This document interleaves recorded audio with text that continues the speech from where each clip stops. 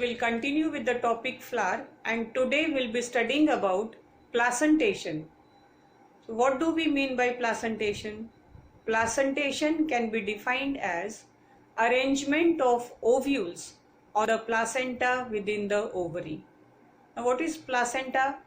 Placenta is that part of the ovary where the ovules are attached, is called as placenta.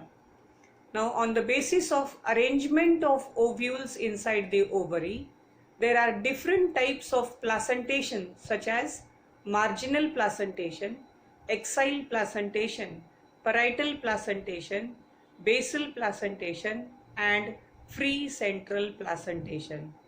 But before studying these different types of placentation, we must know what is unilocular and multilocular ovary. Unilocular ovary means the ovary in which there is only one locule or compartment.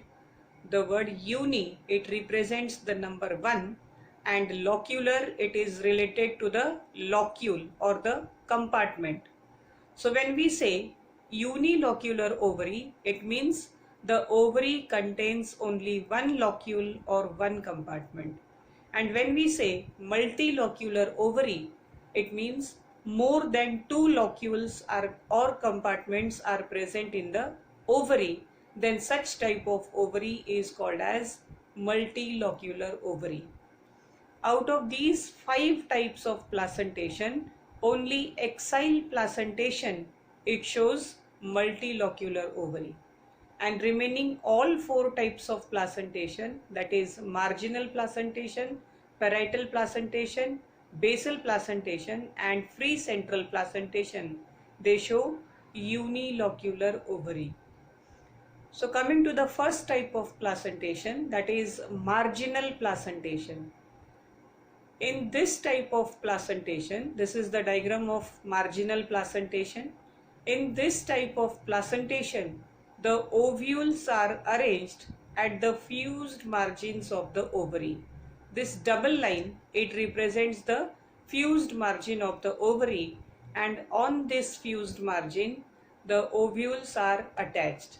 So such type of placentation in which the ovules are arranged at the fused margins of unilocular ovary, then it is called as marginal placentation. This type of placentation is commonly seen in peas, beans, etc. The green peas that we commonly use is an example of marginal placentation. Second type of placentation, it is called as exile placentation. These are the diagrams of exile placentation. In this type of placentation, the ovules are arranged at the axis of the ovary or at the center of the ovary. This is the center of the ovary. These are the ovules, and the ovules are arranged at the center or the axis of the ovary. Hence this type of placentation, it is called as exile placentation. The ovary is, in this case, it is trilocular. This is one locule, this is another locule, second one, and this is the third locule. Whereas in this example, there are 5 locules. This is 1, 2, 3, 4 and 5. And in each locule or each compartment, 2 ovules are present. Now this is an example of hibiscus flower. So this type of placentation, it is found in hibiscus. Another examples of exile placentation are lady's finger, tomato, capsicum, lemon, etc. These are the examples of exile placentation. The third type of placentation, it is called as parietal placentation. This is the diagram of parietal placentation, in which the ovules are attached on the inner wall of the ovary. This is the wall of the ovary, and this is the inner wall where the ovules are attached. So in this type of placentation, the ovules are attached to the inner wall of ovary. So this type of placentation is called as parietal placentation. This is commonly seen in cucumber and papaya, kakdi that we eat as a salad. In that, parietal placentation can be seen. Then comes basal placentation. The name itself indicates basal. The word has been derived from base.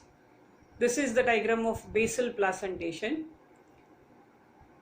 In this placentation, a single ovule is attached at the base of the ovary. So this is the ovary and this is the ovule. Now this is a single ovule which is attached to the base of the ovary. Such type of placentation, it is called as basal placentation, and this type of placentation, it is found in sunflower, marigold, etc.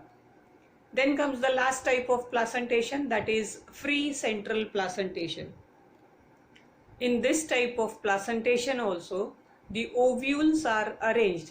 This is the diagram of free central placentation. All these are the ovules and this is the central axis. So when the ovules are attached to the central axis of the ovary, then it is called as free central placentation. But one thing, if you notice, in exile placentation as well as in free central placentation, the ovules are attached at the central axis. Then what is the difference between exile placentation and free central placentation?